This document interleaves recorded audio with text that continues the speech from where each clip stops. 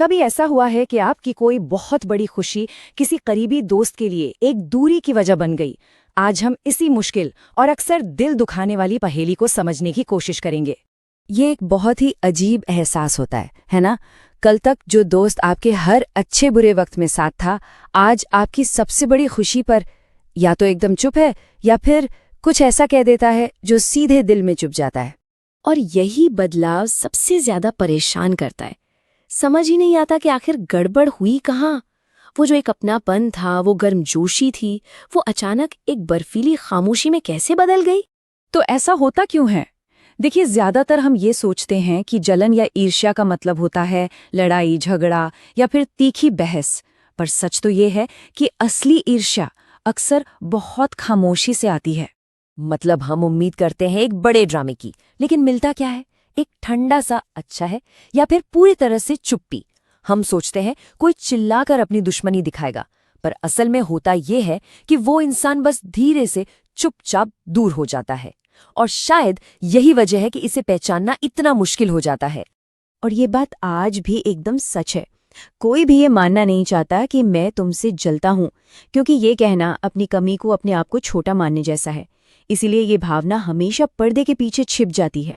तो क्योंकि ईर्ष्या खुलेआम सामने नहीं आ सकती, वो अलग अलग नकाब पहन लेती है। और इन नकाबों को पहचानना ही ये समझने की चाबी है कि रिश्ते में असल में चल क्या रहा है। ये नकाब बहुत जाने पहचाने से लगते हैं।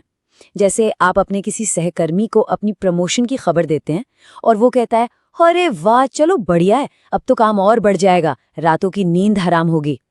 या फिर आपकी कोई रिश्तेदार आपकी नई गाड़ी देखकर कहती है, मेंटेनेंस तो देखो बहुत ज्यादा होगा इसका। ये बातें तारीफ जैसी लगती हैं, पर असल में आपकी खुशी पर एक छोटा सा सवालिया निशान लगा देती हैं। तो चलिए अब ये देखते हैं कि इन नकाबों के पीछे छिपा क्या है। अब हम क्या से क्यों की तरफ बढ़ रहे हैं। इन अजीब बर्तावों के पीछे ना एक गहरा मनोवैज्ञानिक दर्द छिपा होता है। तो बात को समझिए, ये सिर्फ लालच नहीं है, ये एक गहरा दर्द है। जब कोई करीबी कामयाब होता है तो ये अनजाने में हमारे अंदर की किसी कमी की तरफ, किसी अधूरे सपने की तरफ एक आईना दिखा देता है। और उस आईने में देखना कभी कभी बहुत तकलीफदेह होता है। जरा सोचिए ये सब कितनी तेजी से होता होगा। किसी की खुशी की खबर सामने आती है और अगले ही पल दिमाग में एक तुलना शुरू हो जाती है, उसने कर लिया, मैं पीछे रह गया। और बस यही एक एहसास खुद के वजूद पर खतरे जैसा महसूस होने लगता है। और फिर दिमाग अपनी सुरक्षा के लिए कुछ भी करने को तैयार हो जाता है। तो ये समझना बहुत जरूरी है कि वो ठंडा बर्ताव या वो चुभने वाली बातें सिर्फ बदतमीजी नहीं है। ये अक्सर एक कमजोर आत्मसम्मान को बचाने की एक बेताब अनजानी कोशिश होती है। और खुद को बचाने के ये तरीके बड़े चालाक होते हैं। आपकी कामयाबी पर ईमानदार सलाह देना असल में उसे छोटा दिखाने की एक कोशिश है, ताकि वो कम चुभे।